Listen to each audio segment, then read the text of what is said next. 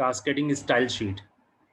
तो cascading style sheet का पहले हम एक ओवरव्यू लेंगे, फिर ताकि आसानी से आपको डेफिनेशन इसकी फिर समझ में आ जाए कि ये क्या होता है, क्यों होता है। देखिए, कास्केडिंग स्टाइल शीट क्या होता है कि जो हमारा वेब पेज होता है, वेब पेजेस के अंदर हमने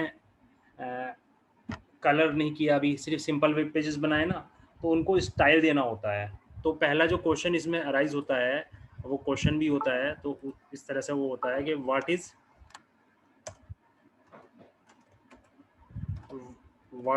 CSS, CSS क्या है। तो इसका जो आंसर है वो मैं आपको बता देता हूँ हैंड टू हैंड। CSS जो है एक लैंग्वेज है जो वेब पेज को स्टाइल करने के लिए यूज होता है। जैसे फॉर एग्जांपल हमने वेब पेज बनाए थे, तो उसमें कलर तो नहीं लगाया किसी वेब पेज में, हमने किसी में कलर नहीं लगाया, किसी में स्पेशल फॉर्मेटिंग नहीं की, सिर्फ वेब पेज बनाए थे।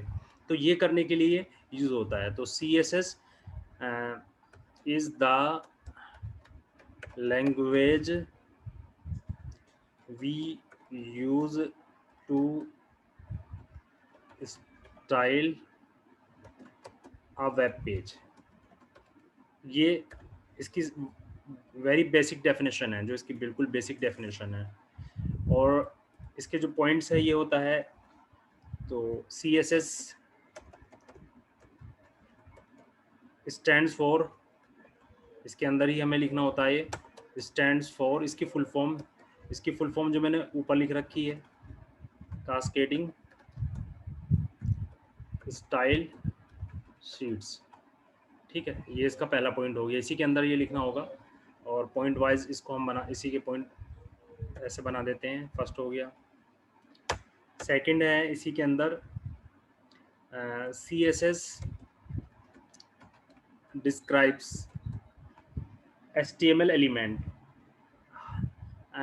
How HTML element to be displayed, elements to be displayed, यानी किस तरीके से हमारे जो HTML एलिमेंट है डिस्प्लेड होने हैं ऑन स्क्रीन पर, या प्रिंट आउट भी हो सकता है ऑन प्रिंट पर, ऑन प्रिंट एटसेट्रा। ठीक है, तो इससे हमारा बहुत सारा जो वर्क है, इसके बेनिफिट भी होते हैं। तो इसमें हम जो है we can use a external CSS and हम उसमें एक एक्सटर्नल CSS बना सकते हैं विद हेल्प ऑफ इट, और उसकी हेल्प से we can apply formatting for all web pages, for all web pages. यानी जितने ऑल वेब पेजेस है ना, उन जैसे मान लीजिए आपके पास 50 वेब पेज है, ऐसा नहीं है कि आप 50 जगह फॉर्मेटिंग लगाओगे, बल्कि ऐसा भी मेथड अवेलेबल है कि एक अलग से CSS की शीट बना ली जाएगी, उस शीट को सब जगह लिंक कर दिया जाएगा। तो उससे देखिए कितना टाइम और स्पेस आपका बचेगा। ठीक है ना। स्पेस क्यों? क्योंकि कोडिंग बच रही है, जगह जगह नहीं लगानी पड़ रही है आपको, इसलिए उसे स्पेस बोलते हैं यहाँ पे, और टाइम बचता है। तो ये तो इसकी डेफिनेशन हो गई, लेकिन हो सकता है कि ये डेफिनेशन लिखने के बाद आपको समझ में कुछ भी ना आया हो अभी। ठीक है ना, वो अब आएगा। देखिए, ये तो मैंने टेक्निकली बताया है, अब मैं आपको थोड़ा प्रैक्टिकली बताने की कोशिश करता हूँ। ठीक है, देखिए जैसे कि सपोज कीजिए मैंने पहले की तरह एक फ़ोल्डर बना लिया है यहाँ पर वेब डिज़ाइन के अंदर, CSS नाम का एक नॉर्मल फ़ोल्डर बना लिया है ऐसी। ठीक है, इसके अंदर वही जैसे HTML फाइल में मुझे बनानी है, तो मैंने टेक्स्ट डॉक्यूमेंट ओपन कर दिया, तो इसका मैंने कोई नाम दे दिया, जैसे कि इसका नाम मैं दे देता हूँ इनलाइन CSS कई टाइप के होते हैं, अभी हम टाइप भी बताएंगे। तो इनलाइन CSS इसका मैंने नाम दे दिया। ठीक है, ये आप देख पा रहे होंगे, ये मैंने इसको ओपन कर लिया है। इसके अंदर ये है क्या CSS, ये भी HTML ही है। तो HTML का छोटा सा कोड आप पहले लिखेंगे सबसे पहले, तो वही HTML, उसके अंदर आप लिखते हैं हेड, और हेड के अंदर आप लिखते हैं टाइटल। ठीक है, और टाइटल जैसे नाम दे दिया इसका इनलाइन CSS, ये टाइटल हो गया। उसके बाद आप बेसिकली क्या करते हैं, टाइटल को क्लोज करते हैं, टाइटल को, ठीक है। और उसके बाद आप हेड को क्लोज करते थे, याद कीजिए हेड को, ओके। उसके बाद आप बॉडी स्टार्ट करते हैं, यहाँ पर बॉडी, और यहाँ पर कुछ लिखते हैं। सपोज पैराग्राफ में आपने लिखा दिस इज पैराग्राफ, ये समथिंग लाइक दैट, ठीक है।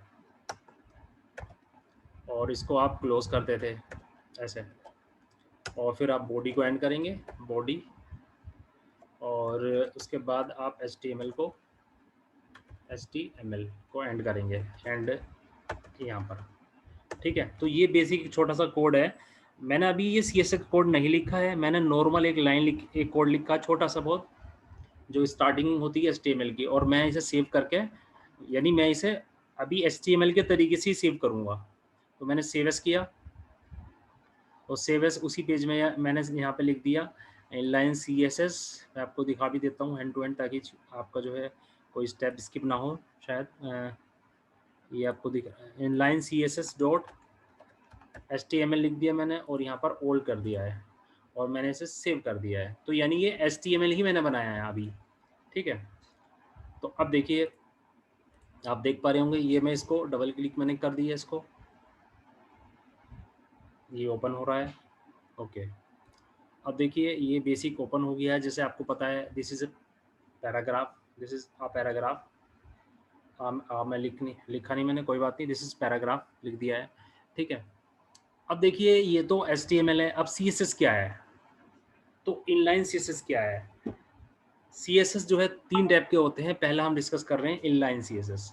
तो इनलाइन CSS क्या होता है कि अगर आप लाइन बाय लाइन या जो टैग है, टैग बाय टैग, उसका यूज करते हैं, तो उसे इनलाइन CSS बोलते हैं। जैसे फॉर एग्जांपल, अब देखिए ये मैंने शेयर किया, ठीक है। अगर मैं इसमें ऐसा लिखूं, यानी हेड के अंदर लिखना होता है, ये मैंने आपको एक बार बताया था। जैसे इसमें ये मैंने कोडिंग दी है कि जहां हेड के अंदर मैं लिख रहा हूँ, ये देखिए आप, हेड है ना, हेड क्लोज है, उससे पहले मैं लिख रहा हूँ। तो मैं यहाँ एक कोडिंग देता हूँ, मैं लिखता हूँ कि जो पैराग्राफ आएगा, इसका मतलब है जो पैराग्राफ आएगा उसमें कोई एक स्टाइल, क्योंकि इसका नाम होता है स्टाइल शीट, उसमें एक स्टाइल अप्लाई करना है। जैसे फॉर एग्जांपल स्टाइल मैंने अप्लाई किया कलर रेड, ये ठीक है। उसके बाद RED होता है रेड, और उसके बाद सेमीकोलन, और ये मैंने अप्लाई किया, ठीक है। और ये मैंने अभी यहाँ पर अप्लाई कर दिया, जैसे कि मैंने यहाँ पर लिख दिया कलर। अब मैं आपको दिखाता हूँ कि इसको हम कहाँ पे लिखते हैं। तो क्या, अगर मैं इसको यहाँ पे लिखता हूँ, सपोज कीजिए इसकी जगह यहाँ पर लिख देता हूँ, इसको मैंने इसको यहाँ पर लिख दिया, और यहाँ पर वही लाइन लिख दी, जैसे कि दिस इज पैराग्राफ, और इसको जो है मैंने इसको सेव किया।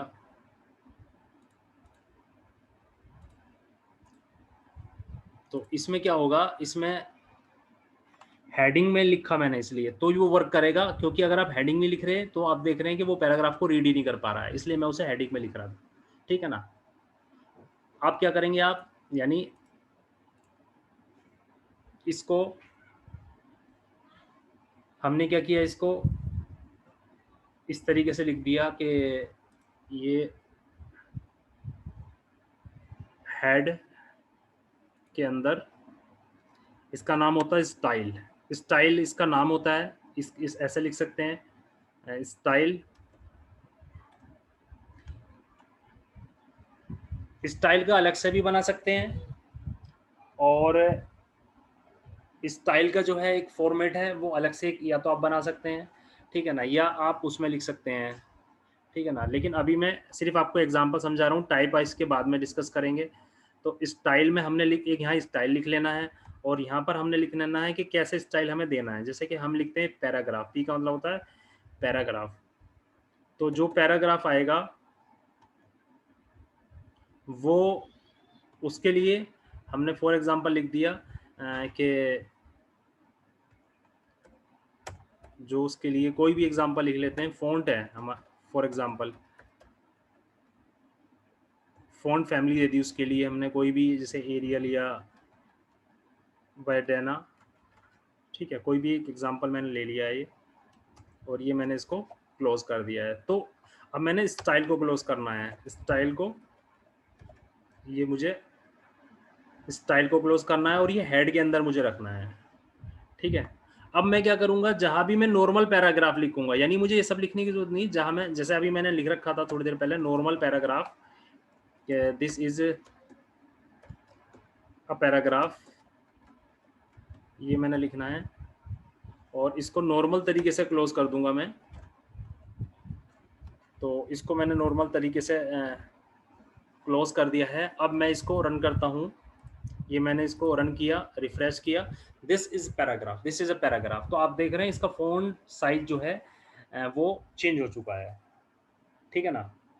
तो स्टाइल, आपने देखा स्टाइल ऐड किया, तो स्टाइल ऐड ऊपर हमने कर दिया है हेड में, और इसका जो इम्पैक्ट है उससे फ़ायदा ये होता है हेड में करने से कि जहाँ भी आप पैराग्राफ लिखेंगे तो आपको उसकी कोडिंग नहीं लिखनी पूरी, बल्कि क्या करना है कि आपको ऐसा नहीं है कि हर लाइन की कोडिंग लिखनी है, ऐसा नहीं है, बल्कि क्या करना है कि एक बार आपने लिख दिया है तो जितने भी पैराग्राफ होंगे वो पैराग्राफ अब इस फ़ॉन्ट में चले जाएंगे, ठीक है। ये तो सिर्फ फ़ॉन्ट है, और भी जो भी हमें अप्लाई करना है, तो ये हम इसमें क्या करते हैं, हेड के अंदर हम स्टाइल लिखते हैं। तो इस तरीके से हम हेड लिखेंगे, उसके अंदर हम स्टाइल देते हैं इसमें, ठीक है। तो अब क्या, तो इसमें हमने, एक तो होता है कि जो लाइन बाय लाइन करते हैं, एक होता है जो पूरा पैराग्राफ को एक साथ ही हमने अलॉट कर लिया है कि जितने भी पैराग्राफ आएंगे और उसको हम चाहते हैं कि वो फॉर्मेट हो जाए। अब ना सिर्फ पैराग्राफ, बल्कि हम ये भी लिख सकते हैं इसी के अंदर, सपोज कीजिए मैं चाहता हूँ कि जो मेरी हेडिंग आए, यहाँ पर मैं लिख देता हूँ, इसी को पेस्ट कर लिया मैंने, हेडिंग को बोलते हैं, मान लिया H1 वाली हेडिंग है, तो उसके बारे में मैंने कोई लिख दिया, मान लिया कलर लिख देते हैं, कलर की स्पेलिंग यहाँ पे ये होती है, और कलर रेड लिख दिया मान लिया, ठीक है, RED। अब क्या होगा इसमें कि जैसे ही मैं यहाँ कोई बॉडी के अंदर कोई हेडिंग देने की कोशिश करता हूँ, जैसे मैं लिखता हूँ एक हेडिंग 1 H1 वाली, और उसको मैं कहता हूँ this is my heading, this is my heading, और इसको मैं नॉर्मली जैसे क्लोज करता हूँ क्लोज कर देता हूँ, ठीक है, ओके। तो मैंने इसे सेव किया और मैंने जो है इसको रन किया, इधर ये देखिए। तो अब क्या होगा, जितनी भी मैं H1 लिखूंगा हेडिंग, जितने भी मैं हेडिंग लिखूंगा वो हेडिंग कहाँ जाएंगे, वो ऑटोमेटिकली रेड हो जाएगी, क्योंकि मैंने अलग से डिफाइन कर दिया है, ठीक है। इस तरीके से इसको हम डिफाइन करते हैं, तो इसको बोलते हैं ये। लेकिन मैंने जो एग्जांपल का नाम लिखा था वो था इनलाइन। इनलाइन का मतलब होता है लाइन बाय लाइन, ठीक है ना। तो लाइन बाय लाइन का एग्जाम, ये देखिए, अगर मैं इसको ऐसे लिखूं, सपोज कीजिए यहीं पे लिख देते हैं पैराग्राफ और स्टाइल, स्टाइल कॉपी कर लेते हैं कहीं से, ये वाला जो ऊपर है ये वाला स्टाइल लिख देते हैं, मान लिया colour is equal to red, और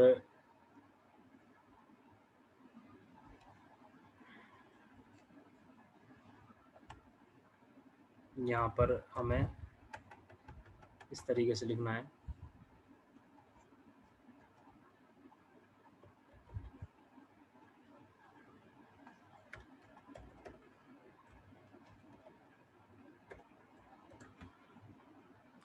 इसको मैं Ctrl+X करके यहाँ पे लिखता हूँ बॉडी में,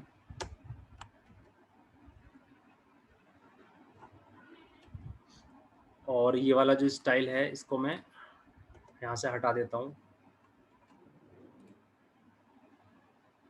अब देखिए मैंने क्या किया है, मैं आपको इसमें ये जो एग्जाम्पल है हेलो, ये हेलो कैसे आया है? ये हेलो ऐसा आया है कि मैंने एक लाइन का कोड लिखा है इसमें, देखिए, और यानी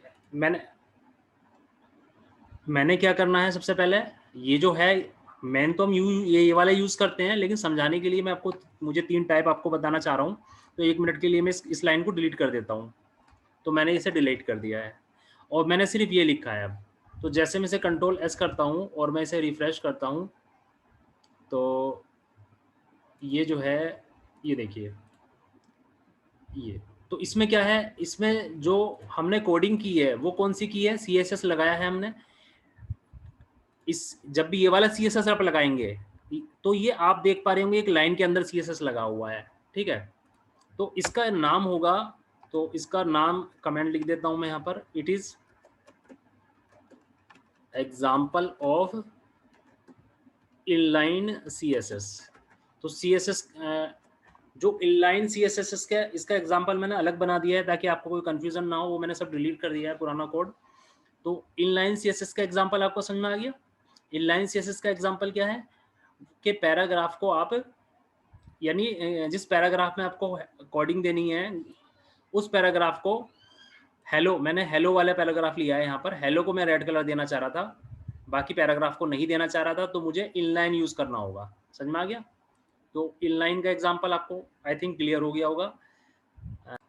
तो इंटरनल CSS के लिए हमने क्या करना है, जो हेड है उसके अंदर स्टाइल लिखना है और स्टाइल को क्लोज कर देना है और यहाँ पर स्टाइल देना है। जैसे हम ये चाहते हैं कि जो हमारा पैराग्राफ हो, ठीक है ना, हमारा जो पैराग्राफ हो उस एट्रीब्यूट की वैल्यू अपने, मान लिया colour is equal to red लिख दिया, ठीक है ना। अब और भी बहुत कुछ लिखेंगे इसमें आगे, लेकिन अभी सिर्फ समझाने के लिए। तो ये हो गया। अब क्या होगा इसमें, इट इज एग्जाम्पल ऑफ, ये है इंटरनल CSS। ओके, तो अब क्या करते हैं हम, ये हमने P लिखा है, अब ये होगा कि जहां भी P होगा वहां पर ऑटोमेटिकली ये रेड हो जाएगा जहां भी आप P लिखेंगे। जैसे एक पैराग्राफ लिखा है, दिस इज पैराग्राफ, अगर मैं इसको कॉपी कर दूं, दूसरा पैराग्राफ लिखता हूं, this is paragraph 2 for example. अब मैंने इसे कंट्रोल, इसको मैंने अभी इसकी फाइल नहीं बनाई ना, सेव एस किया, सेव एस करके मैंने इसको, जैसा आपको पता है आपको क्या करना है, वही यहाँ पर लिखेंगे आप .html और HTML, और यहाँ पर आप लिखेंगे all, you know I think, और इसको सेव कर दीजिए। ये ओपन हो, अब यहाँ पर ये आ गया है, आपको इसको डबल क्लिक करके ओपन कर लीजिए, इंटरनल CSS का एग्जांपल, ये देखिए। तो अब आप देखिए ये आ गया है, this is my heading. Heading आपको कंफ्यूज कर रही है क्योंकि हेडिंग की अभी कोई ज़रूरत नहीं है, मैं हेडिंग हटा देता हूँ ताकि इससे कंफ्यूजन ना हो। हेडिंग मैंने हटा दिया, कंट्रोल एस किया और उसके बाद इसको मैंने रिफ्रेश किया, यानी इससे ये इंटरनल CSS है, आप देख रहे हैं। यानी जितने भी पैराग्राफ आप लिखेंगे ना, 1 2 3 4 50 जितने भी, वो ऑटोमेटिकली रेड होंगे। क्यों? क्योंकि आपने इंटरनल CSS उसमें अप्लाई कर दिया है, यानी आपने उसके हेडर में, हेडिंग में स्टाइल लिखा है, स्टाइल के अंदर आपने स्टाइल दे दिया है। ये देखिए इस तरीके से देते हैं। एक इसी का एक एग्जांपल और, आप अगर इसमें हेडिंग की जगह, पैराग्राफ की जगह आप चाहते हैं कि जो बॉडी है इसकी, ठीक है ना, वो बॉडी पार्ट में आप ग्रीन लिखना चाहें, मैंने ग्रीन लिख दिया, ठीक है ना, कंट्रोल एस, और इसको हम हटा देते हैं,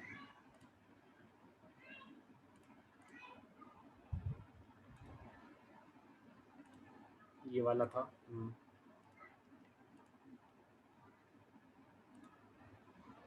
ठीक है। तो इसमें मैंने body colour is equal to green लिख दिया है, और इसमें मैंने मान लिया कुछ लिखा है, जैसे मैंने लिखा हेडिंग 2, हेडिंग 2 है ये, या कुछ भी H2 लिखा, कंट्रोल एस किया। तो अब आप देखिए इसमें क्या होगा कि जो मैंने अलग से स्पेसिफाई नहीं किए वो सारे ग्रीन हो जाएंगे, यानी बॉडी जितनी है सब ग्रीन होगी, लेकिन ये वाला ग्रीन क्यों नहीं हुआ? ये इसलिए नहीं हुआ, मैंने इसे इम्फेसिस करा, यानी मैंने दे रखा है कि पैराग्राफ तो रेड होगा, तो जाहिर सी बात है जब मैंने अलग से उसको दिया है तो रेड होगा। लेकिन जो बॉडी का पूरा स्ट्रक्चर है, कुछ भी हेडिंग या कुछ भी या पूरी बॉडी, तो वो भी ग्रीन हो जाएगी। अगर यहाँ पैराग्राफ ग्रीन क्यों नहीं है, क्योंकि मैंने अलग से स्पेसिफाई किया था। अगर मैं चाहता हूँ पैराग्राफ भी ग्रीन हो तो मुझे क्या करना होगा, मुझे उस पैराग्राफ की जो ऊपर फॉर्मेटिंग है उसको हटा देना है, ठीक है। उसको हटा देंगे तो पैराग्राफ भी ग्रीन हो जाएगा। तो लेकिन मैं अभी उसके डीप में नहीं आ रहा। मेरा आज का जो टॉपिक है वो है 3 टाइप के CSS क्या होते हैं, उनको डिस्क्राइब करना और उनको समझाना। तो दो आपको समझ में आ गए। तो ये है इंटरनल CSS। क्लियर होगी इंटरनल CSS? क्लियर है ना? तो मैंने ये 2 फाइल बनाई है एक्सटर्नल CSS के एग्जांपल के लिए। एक है ext4css, इसे हम CSS फाइल बनाएंगे, और ये हमारी एक्सटर्नल CSS का एग्जांपल यानी वेब पेज बनाएंगे इसे। तो मैंने इसको ओपन कर लिया है, ये ओपन कर लिया मैंने इसको डबल क्लिक से। ओके, मैं आपको दिखा देता हूँ। ये है, इसके अंदर आपको क्या करना है, जो आपने अभी जो फॉर्मेट लिखा था, जैसे अभी मैं आपको यहाँ से दिखाता हूँ पुरानी फाइल से। ये देखिए, ये देख रहे हैं आप, अभी आपको दिख नहीं रही होगी, ये देखिए। इसके अंदर मैंने ये लिखा था ना, ये और ये 2 फॉर्मेट लिखे थे। मैं क्या करूँगा, इनको यहाँ से कट कर लेता हूँ, Ctrl+X। यानी मुझे मैं आपको ये दिखाना चाह रहा हूँ कि इंटरनल CS से ही का ये डेटा जो स्टाइल के अंदर लिखा था वो अलग से कॉपी कर लीजिए आप, जो भी है। तो मैंने क्या किया, इसके अंदर गया CSS उसी के अंदर, और यहाँ पर मैंने इसको पेस्ट कर दिया, ठीक है। ओके, अब इसके अंदर मैंने पैराग्राफ, बॉडी और भी बहुत कुछ कर सकता हूँ, लेकिन मेरा जो एम है वो सिर्फ इसको समझाना है अभी। तो मैं यहाँ पे जाऊँगा, सेव एज पे क्लिक करूँगा। ध्यान से देखना, जैसे ही मैं सेव एज पे क्लिक करता हूँ तो आपको पता है ये डायलॉग बॉक्स ओपन हो जाता है, नाम सेव करना होगा मुझे। तो यहाँ पर आप लिखेंगे .css फॉर्मेट, यानी उसका जो भी नाम है .css आप लिखेंगे और यहाँ पर टाइप ऑल कर दीजिए, ठीक है। दिख रहा ना? ओके, अब इसे सेव कर रहा हूँ, आप देख पा रहे हैं ना इसे? Yes sir. ठीक है, अब मैं इसे मैंने इसे सेव कर दिया और मैंने इसे क्लोज कर दिया, ठीक है। बस इसका नाम याद रखिए, इसका नाम है ext4css, वो तो हमारे सामने रहेगा, हम उसमें से लिख लेंगे, ठीक है। मैंने इसे क्लोज भी कर दिया। ओके, अब मैं इसमें जाता हूँ। तो इसमें जाने के बाद मैं क्या करूँगा, इसमें जाने के बाद जो मैं हेड के अंदर ये सब कर रहा था ना, स्टाइल दे रहा था, तो मुझे इसकी ज़रूरत नहीं है अब, बल्कि मुझे अटैच करने की ज़रूरत है। अटैच कैसे करते हैं, यानी ये डिलीट कर दीजिए, जहाँ स्टाइल लिखना है वहाँ स्टाइल नहीं लिखेंगे अब, क्योंकि वो अलग से हमने बनाया है। वहाँ पर आप लिखेंगे, ये लिंक करेंगे, लिंक रिलेशन उसका देंगे, रिलेशन होगा कास्केडिंग, यानी style seat, style seat relation हो गया। और उसके बाद लिखते हैं HTML रेफरेंस। HTML रेफरेंस में फाइल का नाम आता है, फाइल का नाम हमने अभी आपको बताया था, क्या था, ext4css.css, ये फाइल का नाम है। और इसको मैं क्लोज कर देता हूँ, और कहीं कुछ छूटा होगा तो भी पता चल जाएगा जब रन करेंगे, ठीक है। Link relation is equal to style sheet type, ये इसका टाइप है कास्केडिंग का, यानी इससे पता चल रहा है कि हम कास्केडिंग करना चाह रहे हैं, CSS करना चाह रहे हैं। और जो HTML रेफरेंस है वो हमने उसका नाम देना है। यहाँ पर एड्रेस जो C/ ये सब नहीं लिखना है, क्योंकि वो उसी फोल्डर में है, ठीक है। तो ये हमने इसका, अब इसका नाम भी चेंज करना है यहाँ। This is example of external CSS, ठीक है। तो अब करना क्या है, देखिए आप देख पा रहे होंगे जितना पैराग्राफ है और हेडिंग है, इसमें कोई फॉर्मेट तो मैंने लगाया नहीं है, मैंने सिर्फ एक लिंक दिया है, ठीक है। उस लिंक के अंदर फॉर्मेट लगे हुए हैं, पैराग्राफ का फॉर्मेट, ठीक है। तो अगर मैं इस लाइन को ना लिखूं तो इसका मतलब क्या है कि पैराग्राफ आएगा जैसे आता है, ब्लैक ब्लैक आता है, हेडिंग ब्लैक आती है नॉर्मल हेडिंग, ठीक है।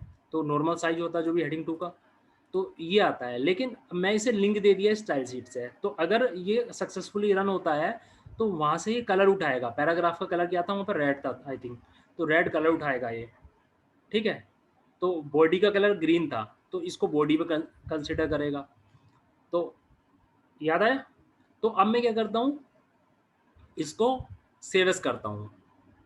मैंने इसको सेव एज किया नॉर्मल तरीके से जैसे हम करते हैं सेव एज उसको, और यहाँ पर .html लिखेंगे इस वाले में, और यहाँ पर ऑल लिख देंगे नीचे, ऑल टाइप, ठीक है। और इसको मैं सेव कर देता हूँ। अब देखिए जैसे मैंने इसको सेव किया, तो ये देखिए मेरे पास कितनी फाइल है, ये तो इसकी कोडिंग, इसको मैं डिलीट भी कर सकता हूँ। ये तो इसकी मेन फाइल है जो वेब पेजेस का, और ये इसकी CSS फाइल है, इसका फॉर्मेट ये होता है ये वाला, और ये इसकी सपोर्ट कोडिंग फाइल है, इसकी जरूरत नहीं है, मैं इसको डिलीट भी कर सकता हूँ क्योंकि मेन हमारा जो मीनिंग है इससे और इससे है, यानी ये और ये। तो मुझे 2 फाइल की रिक्वायरमेंट है, एक इसकी और एक इसकी, एक्सटर्नल CSS के लिए, ठीक है। तो ये है, ये है, तो मैं इस पर क्लिक करता हूँ, अगर ये सही से अटैच हो गया होगा तो इसकी जो कोडिंग है वो इसने फैच कर ली होगी। तो मैंने इसको डबल क्लिक किया और थैंक गॉड एक ही बार में ही सक्सेसफुली रन हो गया है, देखिए, ठीक है। और इसका नाम ये इंटरनल CSS आ रहा है, तो मैं इसका नाम भी चेंज कर दूँ। ये कहाँ से चेंज करेंगे आपको पता है वैसे, यहाँ से करते हैं ये external CSS, external CSS control S. आप देख पा रहे हैं इसके अंदर कोई मैंने कलर कोडिंग नहीं दी है, मैंने सिर्फ एक रिलेशन दिया है, उस शीट के अंदर, उस CSS के अंदर कोडिंग दी है। तो आप समझ गए होंगे। तो ये अब देखिए इस पे चलते हैं, अब ये मैंने रिफ्रेश किया, अब ये देखिए एक्सटर्नल CSS लिखा रहा है और ये इसकी कोडिंग हो गई, ठीक है ना। यानी ये सक्सेसफुली CSS से लिंक हो गया है और इसका आउटपुट आ गया है। तो this is known as external CSS, ठीक है। तो ये तीनों CSS आपके क्लियर हो गए हैं।